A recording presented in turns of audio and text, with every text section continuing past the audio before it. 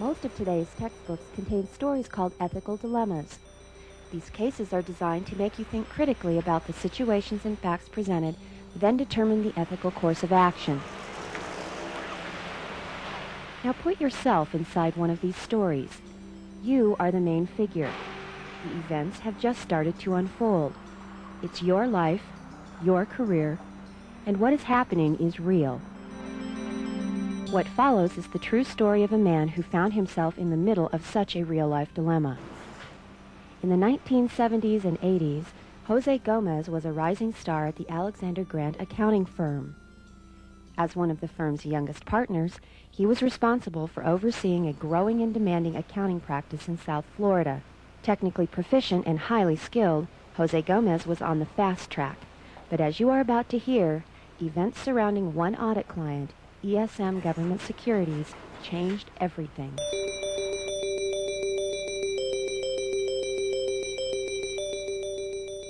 My name is Jose Gomez. I'm former South Florida managing partner for Alexander Grant & Company. At the time I was involved with the firm, it was the ninth largest accounting firm in the United States. And we're here because I had an event take place in 1985 when a client of mine was revealed to be bankrupt. It caused a near collapse of the Ohio banking system. It affected also the Maryland banking system because of the way they insured the savings and loans in those two states. My client had for a number of years been issuing fraudulent financial statements with my knowledge. In 1975, the firm, specifically the Fort Lauderdale office, had a client group called the ESM Group, which was ESM Government Securities, ESM Securities, which was a registered broker-dealer, and ESM Financial, which was a company owned by the principals that owned the other two companies that was involved in real estate investments. Because it was an area that requires some specialization, they asked me to review the work as part of the review function in the office. This coincided with the time when I was shifting towards practice development from just the technical side of it. So I reviewed the work, performed up in Fort Lauderdale, signed off on the financial statements, did, I think at the time, a thorough review job of the work that was being presented. That year, the 75 year, which was a year in which they had had some losses, but that had not been recorded properly, was missed. What they were doing at the time was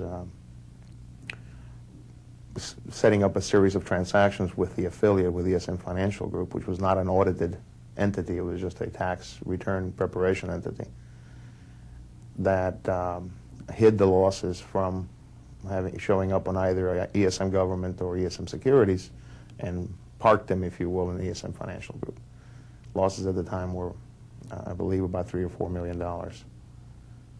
But the financial statements of ESM Governments and ESM Securities did not reflect any of this. My failure was in making a decision that was not mine to make, because I, as a manager, almost partner, even though I had partner-like responsibilities within the firm, should have gone to firm management and dealt with it. But quite frankly, I was afraid that it would affect my promotion and it would affect my future employment, and never thought about it affecting my future freedom. 3 months later, gambling in the marketplace, they lost another $80 million. So now what had grown to be a $20 million problem by 1979 became an over $100 million problem, and I had already done what I had done. Jose Gomez was not in this alone. Among the key players were principals of ESM.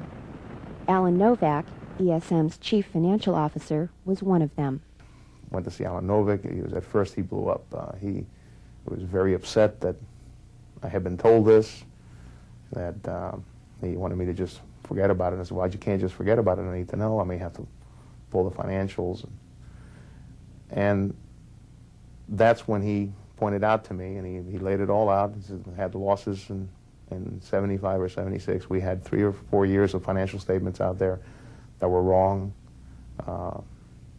He was very derisive in how things were missed, and you guys did a lousy job. And when he really had me down, and I said, well, we have no choice. We're going to have to pull these financial statements. He said, well, how is that going to look for your partnership coming up? Because I felt that I had no other choice at the point. I had already gone as far as I had gone and would continue to go, and because I chose to believe that the only affected person was himself involved in the fraud, which is what it was, I resisted taking any action. I just let it continue. It became very easy year after year to just sign off on the financials and have it go on another year. One of the areas of my life that I neglected during my career years was personal finances. I was always sure that I was going to make more in the future, and it's okay, I'll borrow it now and I'll pay for it later because I'll make more later. It's a thought that's not novel, and it goes on to this day. The change towards public involvement, community relations, socializing with the movers and shakers of the area has a price. The price is and not always compensated by firms and reimbursed costs. You have parties to go to, clothing to buy, you have to maintain a certain lifestyle, and you go to 100, 200 functions a year. Your wife has to be able to wear clothes that match those people you're socializing with. I bought into that completely, and I merely financed it with credit cards. When the mounting debt became a problem, I borrowed from a bank. I borrowed from friends. I borrowed from family, repaid family. I also borrowed from clients. And specifically, I borrowed from the ESM principals early on. I never consciously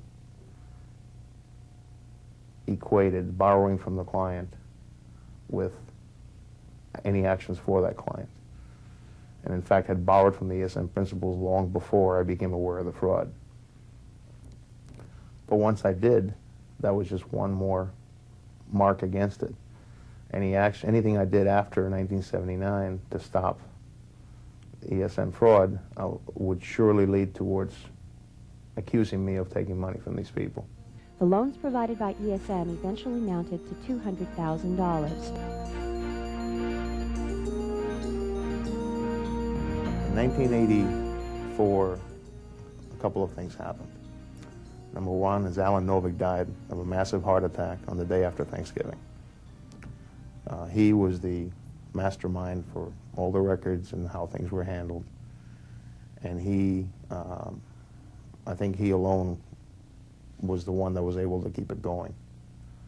When he died is when I first became concerned about what the future was going to be for ESM, which is kind of strange considering 3 or 4 years had passed where I had thought about this opinion the way I had. But with Alan gone, it almost seemed like the end would be near. In early '85, while we were completing the '84 audited financials, the president of Home Savings was in contact with us, trying to make sure that the financial statements were going to be filed on time because he needed them for his regulators and so on. We made drafts of the financial statements available to him early February. It doesn't matter when, just somewhere around the first couple of weeks of February. On February 28th, we issued our final opinion, and it was forwarded to Home Savings and others.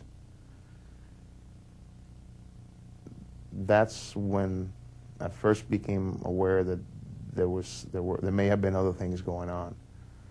I got a call from the president of Home Savings, a fellow by the name of Schiebel, who was asking me very pointed questions about the financial statements and the footnotes and who the affiliated, let me backtrack. On the financial statements, we did disclose the transactions with the affiliated company. We did not disclose that the company was insolvent. We just disclosed that those transactions were in place and what the amounts were. He began to ask very pointed questions about these balances and who the affiliate was and what was the financial condition of the affiliate. There were questions that were worded in such a way as to that led me to one of two conclusions. Either they really didn't know about this, and this was the first time they became aware of it, or they had known about it and had decided that maybe it was time for them to end it and appear to be the innocent victim and perhaps come after Alexander Grant's insurance coverage to try to make up some of their losses. At that point, it just became obvious to me that I had to stop the circus, and I had to try to protect the firm as much as possible. I terminated the conversation with Mr. Schiebel. I called the regional director of accounting and auditing of the firm, and at his instructions called the firm in-house counsel, hired local counsel to represent Grant, and advised ESM formally that the audit opinion was being withdrawn and that the financial statements were to be recalled. That weekend, ESM officials called, advised the Federal Reserve of their problem. They advised the market that they were going to have an announcement on Monday, March 4th, and that's when it all came to a head on March 4th, 1985, when it was revealed that ESM was bankrupt, that home state was exposed for the full amount of the Ohio Guarantee Fund's assets, and beyond that, the whole savings and loan crisis ensued.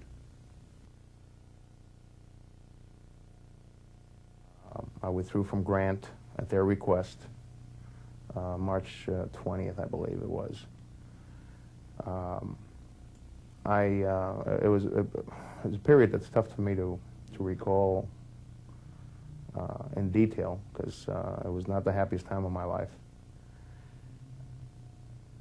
It was a moment of severe depression for me. The SEC was subpoenaing me to appear before their investigative committee, and of course I was not able to say anything. So I pled the fifth several times.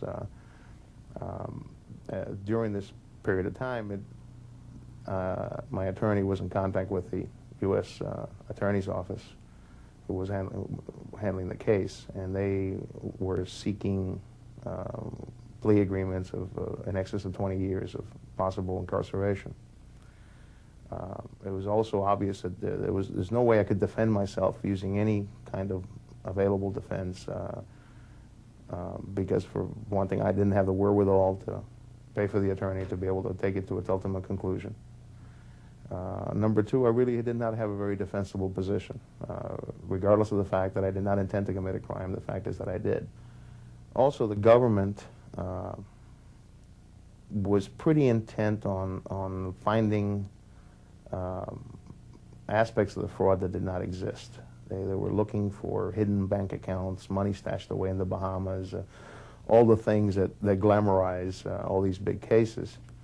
A situation that which did not exist. All of the money that was lost here was lost in the marketplace, or was the interest cost to carry the debt for the losses in the marketplace. So it had mounted to a large number, but it wasn't sitting in anybody's bank account, at least not in the tens of millions of dollars.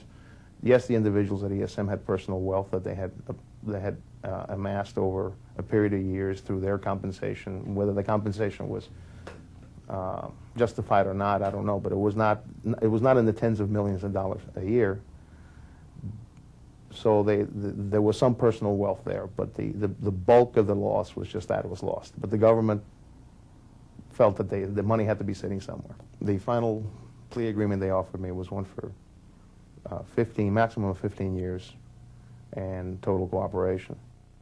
The actual charges were 6 counts of wire and mail fraud, 4 counts of grand theft, and 1 count of obstruction of justice. In '87, I was sentenced to 12 years. The 3-year differential between the 12 and the 15 was the judge's way of recompensing me for my cooperation. And I reported to federal prison March 4th, 1987. Now, prison was an education in itself from many, many levels. First of all, white-collar criminals are not all sent to a country club. The federal government, at least, I can't answer what states do, and I hope never to have to. But at the federal level, they make decisions based on space and time. How much space do they have, and how much time do you have to serve? You don't take your golf clubs, you don't take your tennis racket. And while I never thought about it while I was in the profession, certainly never thought that I'd end up in the federal prison. Anybody out there that thinks it's a picnic, it's not. Yeah, the impact on the family is probably the hardest of everything. Starting out with my wife, who at the time we'd been married for, I'm talking about at the time being 1979 when I first made the decision that I made. We'd been married a little over 9 years. There have not been many things that I haven't shared with my wife in my life. ESM was one of them. I chose not to discuss it with her. I didn't bring it up to her. She was not aware of it. First she became aware of it was in 1984 when Alan Novick died. I made the comment that I could be in trouble. And she didn't understand why. I didn't explain it. I didn't explain it till 85 when, coming home after pulling the financial statements, I sat down and I told her the whole story. My 2 sons, who were in '85, were 11 and 12, respectively. They had their whole life changed. They went from being the sons of a successful, in their mind, well-to-do individual who lived well and was able to take them on trips and do things for them, to all of a sudden living in a household that faced their father going away for things they didn't understand, and perhaps facing some monetary crisis. I make a living. I'm doing something that I pretty much enjoy to do, which is working with systems and computers, although I do some tax work within the firm. I was, again, very fortunate to find someone that would employ me. He's an ex-partner of mine. He had been a partner at Grant, had withdrawn from Grant. I guess within a year or two of the ESM case, he withdrew and went back to his own practice. He had a need for someone in his office to come in and work basically at a staff level and on tax and accounting, and also help them set up some systems because they were at a point where they needed to advance their computer needs. And just through happenstance, he was aware that I was out and offered me a position. I'm convinced that had that not happened, I was not particularly employable, and I'll be forever loyal and grateful to him for that. I'm still on parole, so I do have some restrictions. The restrictions are largely cosmetic. If I wanted to travel outside the 4-county area that comprises South Florida, I have to ask permission in writing. It's never been denied. I can go anywhere within the United States. I could even go abroad if I had business reasons to go abroad, but it would take a judge's order, but it could be done. I do file a monthly report because mine was a financial crime. I am required to file a financial statement every month with the U.S. Parole Office. They've tried to release me, and the Parole Commission won't let them.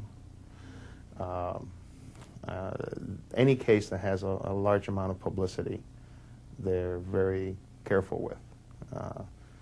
If I get an early release, and heaven forbid, I wind up joining Michael Milken and doing something tremendous down the road that's illicit, they don't want the publicity that they let me go early. Everybody that watches somebody else have something happen to them, the immediate reaction is, how could he be such a fool? How could he let that happen to him? That's never going to happen to me. I have found in the profession, people that I knew in the profession fall in one of two categories.